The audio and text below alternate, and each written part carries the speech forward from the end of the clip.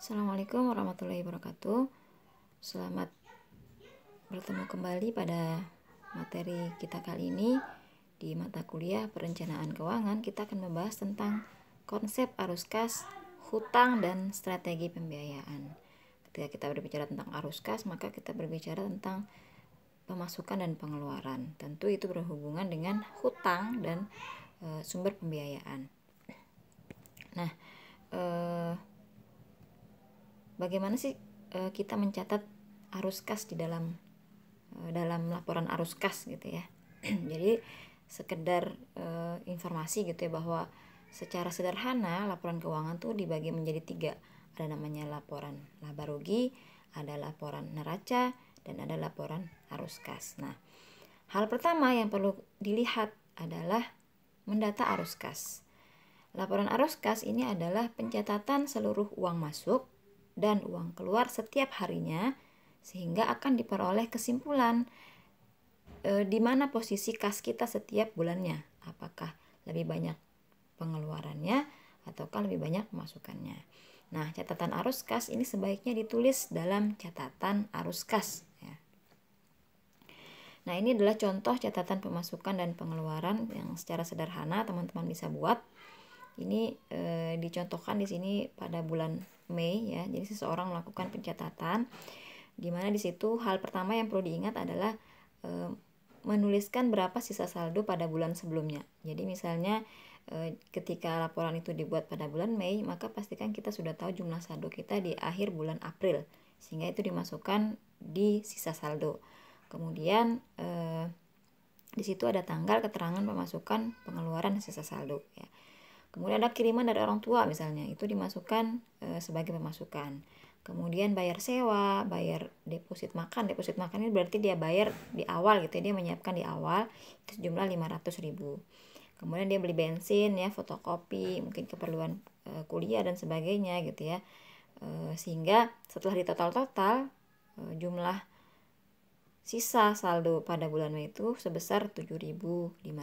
Nah, ini bisa dicek, pengeluaran kita kok terlalu banyak ya gitu. Nah, ini bisa diminimalisir, mungkin misalnya deposit makan mungkin bisa berkurang menjadi 450.000 gitu, atau mungkin syukur-syukur bisa 400.000 gitu ya, dengan cara misalnya lebih banyak masak mungkin gitu ya. Jadi lebih hemat jadinya gitu.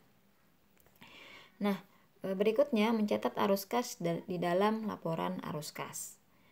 Nah, jadi catatan arus kas ini sebaiknya dibuat dengan teliti dan teratur. Nah, ini yang kadang-kadang menjadi penyakit kita adalah teratur ya. Jadi kadang-kadang dibuat asal-asalan atau juga tidak konsisten membuatnya gitu. Kadang bulan ini bikin, bulan depannya tidak buat lagi gitu.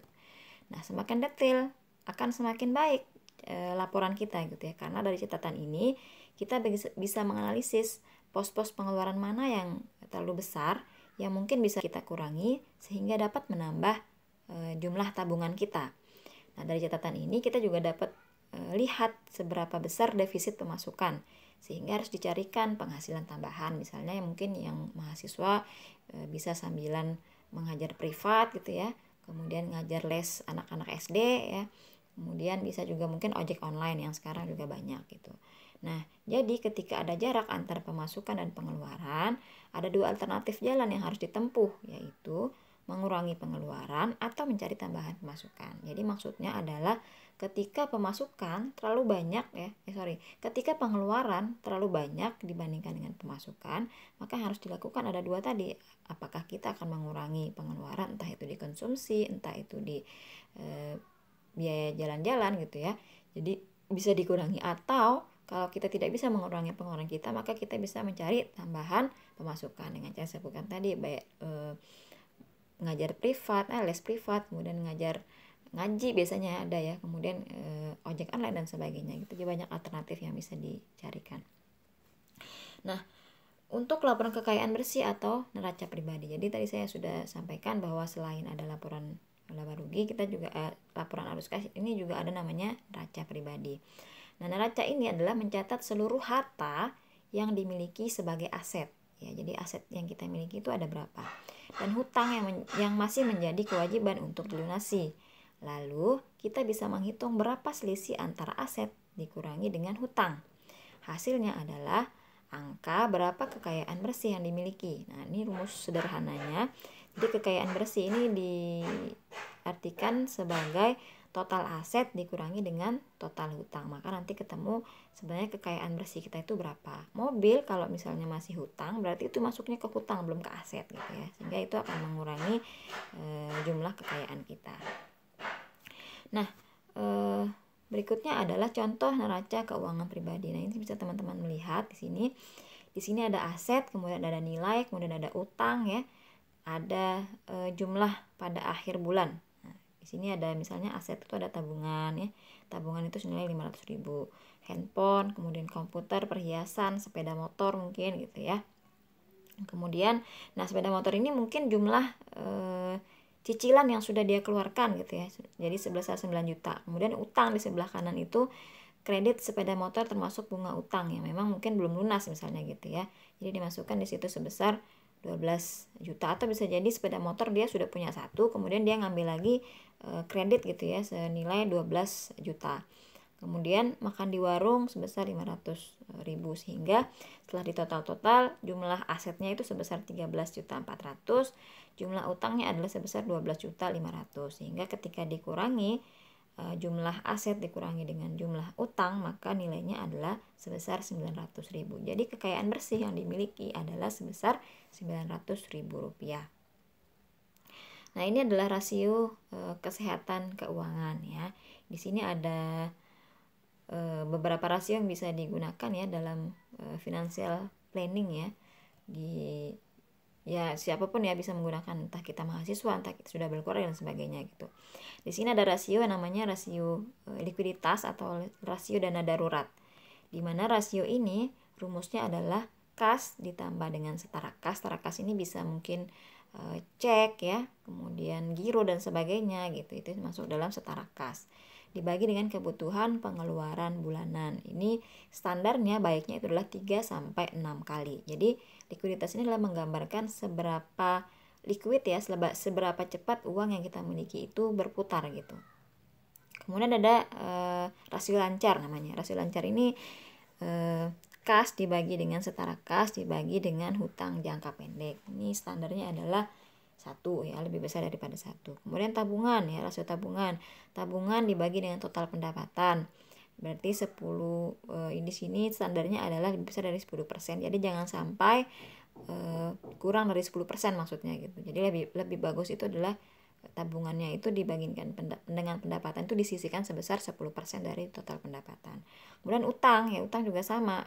Rasio utang ini adalah utang dibagi dengan total aset, di mana standarnya adalah kurang dari 50%. Jadi jangan sampai utang itu melebihi jumlah aset sebesar 50% ya. Kemudian pelunasan utang, rasio pelunasan utang rumusnya adalah total cicilan utang dibagi dengan total penghasilan, di mana standarnya di sini adalah jangan sampai kurang dari 30%. Ya, jadi nilai standarnya adalah kurang dari 30%, jangan sampai melebihi 30% maksudnya gitu ya. Jadi penghasilan kita misalnya 3 juta, jadi jangan sampai lebih dari 30% dari 3 juta tadi. Kemudian rasio solvensi ya, di sini rumusnya adalah total kekayaan bersih dibagi dengan total aset. Ini nilainya lebih besar dari 50%. Jadi alangkah baiknya kekayaan bersih ini nilainya di atas 50% dari total aset. Dan yang terakhir adalah rasio investasi, di mana rumusnya adalah total aset investasi dibagi dengan total aset, di mana sama dengan solvensi tadi, nilainya lebih baik ya, standarnya itu adalah lebih besar dari 50%. Jadi aset yang untuk investasi itu paling tidak 50% digunakan dari total aset. Nah, ini penjelasan sebenarnya saya sudah jelaskan tadi secara singkat. Jadi rasio likuiditas ini mengukur kecukupan aset lancar yang dimiliki untuk mengantisipasi kebutuhan mendadak atau keadaan darurat. Jadi seberapa cepat uang yang kita miliki itu bisa berputar kemudian digunakan kembali gitu ya untuk keadaan-keadaan darurat gitu. Kemudian yang kedua adalah rasio lancar. Rasio lancar ini digunakan untuk mengukur kecukupan aset lancar yang dimiliki untuk melunasi hutang jangka pendek. Jika hasil rasio ini kurang dari 1, berarti secara teknis orang tersebut tidak mampu melunasi hutang jangka pendeknya. Jadi hasil lancar ini maksudnya adalah kas ya, kemudian piutang, pokoknya aset-aset yang sifatnya itu cepat untuk dicairkan atau kurang dari 1 tahun. Kemudian yang ketiga adalah rasio tabungan. Ini digunakan untuk mengukur kemampuan menabung yang disisihkan dari penghasilan. Semakin besar rasio ini, maka diharapkan semakin besar juga kemungkinan untuk mencapai tujuan keuangan. Semakin besar tabungan maka semakin bagus ya. Yang keempat adalah rasio utang. Ini digunakan untuk mengukur seberapa besarnya harta yang diperoleh dari utang. Ya, semakin besar rasio ini berarti semakin besar beban keuangan untuk mencicil dan semakin besar resiko keuangan jika suatu hal terjadi gagal bayar ya. Kemudian rasio pelunasan utang ini juga sama, sebetulnya mirip-mirip dengan rasio utang. Ini mengukur berapa besar alokasi penghasilan yang digunakan untuk membayar utang. Jadi jangan sampai rasio ini nilainya semakin besar karena akan membebankan arus kas kita. Kemudian rasio solvensi ini mengukur kemampuan membayar seluruh utang dengan kekayaan bersih.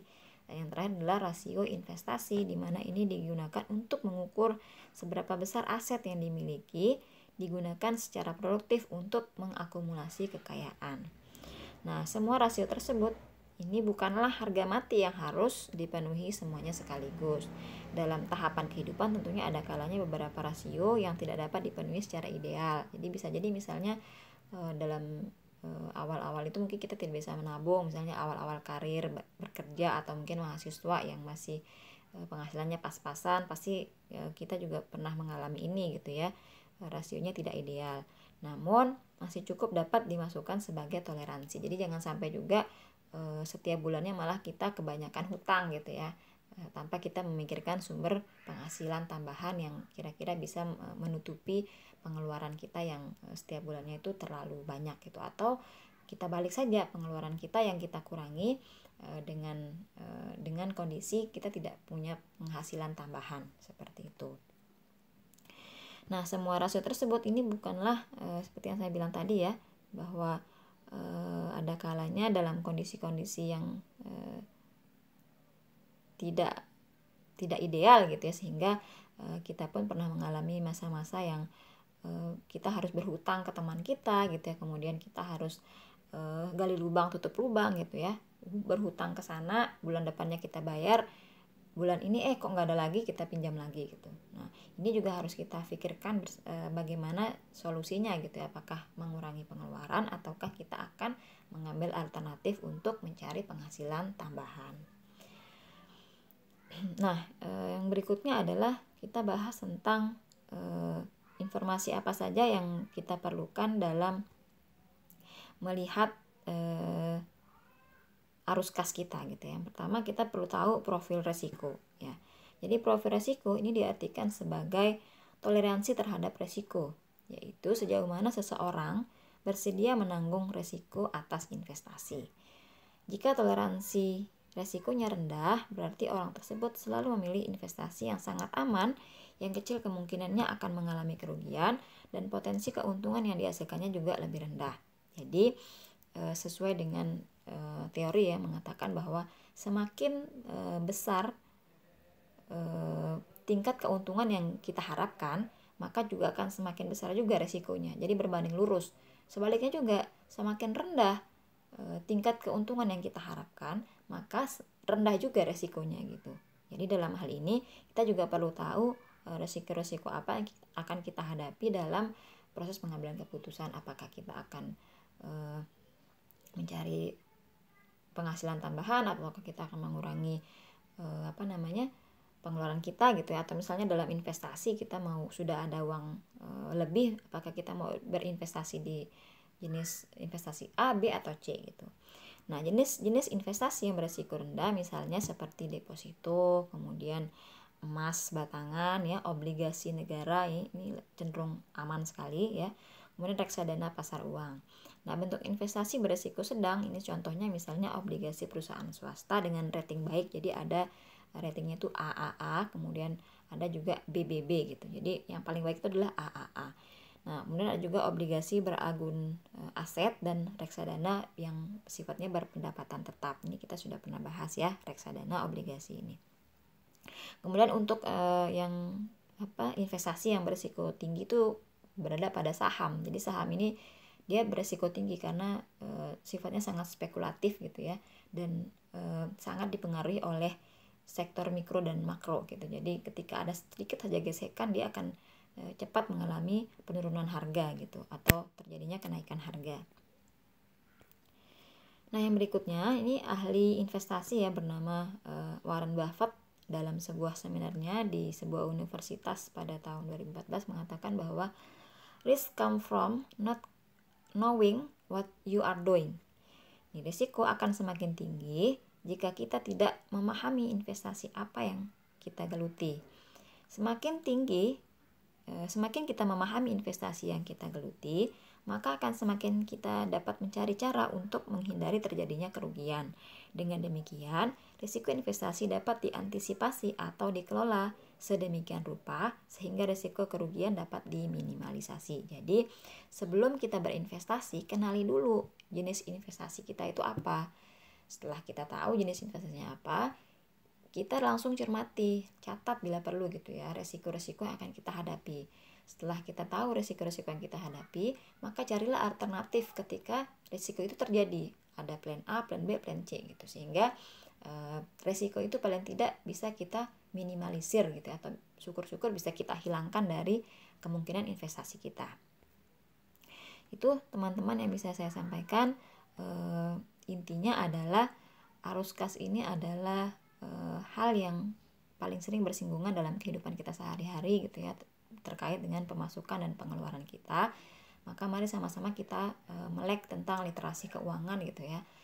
Jangan sampai kita tidak melakukan perencanaan yang baik terhadap keuangan kita gitu, karena kedepannya apalagi dalam kondisi pandemi seperti ini butuh perencanaan yang sangat baik dari orang pribadi, kemudian dari kepala keluarga dan sebagainya gitu, sehingga kedepannya kita akan terbiasa dalam mengatur keuangan kita.